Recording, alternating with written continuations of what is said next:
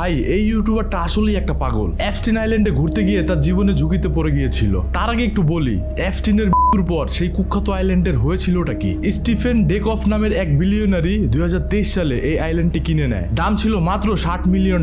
লোকটা পাবলিকলি বলেছিল এটা একটা লাক্সারিয়াস রিসোর্ট হবে, আইল্যান্ডটাকে একটা পর্যটক কেন্দ্র বানানো হবে। কিন্তু এরপরেও সেখানের কোনো কিছুই চেঞ্জ হয়নি। এরপরেই মানুষের কৌতূহল জাগে সেই দ্বীপ নিয়ে। এরপরে নিকো নামের এক পাগলাটে ইউটিউবার সিদ্ধান্ত নেয় যে সে ওই দ্বীপে যাবে। ভার্জিন আইল্যান্ডের ভিতরে খুঁজতে খুঁজতে পেল অ্যাপস্টিন আইল্যান্ড। সেখানে গিয়ে সে যা যা দেখলো তাতে তার মাথা ঘুরে গেছিল। সে ওখানে ড্রোন উড়াতে চাচ্ছিল, কিন্তু সাথে সাথে সিগন্যাল জ্যাম, ট্র্যাক করতে পারছিল না। এরপর সে জেট স্কি নিয়ে সেন্ট জেমসের বিচে ঢুকতে চাইলো, কিন্তু সেখানে তো সিকিউরিটির মহাজাল। কিছু মেয়ে আর গার্ড সাথে সাথে তার ভিডিও বানানো শুরু করলো, আর কিছু গার্ড তার পিছু নিল। কিন্তু কোনোভাবে সে সেখান থেকে পালাতে সফল হয়েছিল। কিন্তু আসল ঝামেলা শুরু হলো তার বাড়ি ফেরার পর। দেখতে পেল কিছু কালো গাড়ি তার বাড়ির পাশে পাহারা দিচ্ছে তাকে। তখন নিকো গ্রেগ রোজ ভিডিও বানাতে শুরু করলো যে সবাই দেখো, যদি আমার কিছু হয় তাহলে কারা দায়ী এতে? এই যে বাইরে কালো গাড়ি, ওরা সবসময় বসে পাহারা দিচ্ছে আমাকে। অ্যাপস্টিন যাওয়ার পরও তার আইল্যান্ডে এমন ঝামেলা হবে কেন? আসলে যে ইউটিউবারটা দেখাচ্ছিল তা কি সবই সত্যি ছিল? আপনাদের কি মনে হয় কমেন্টে জানাবেন।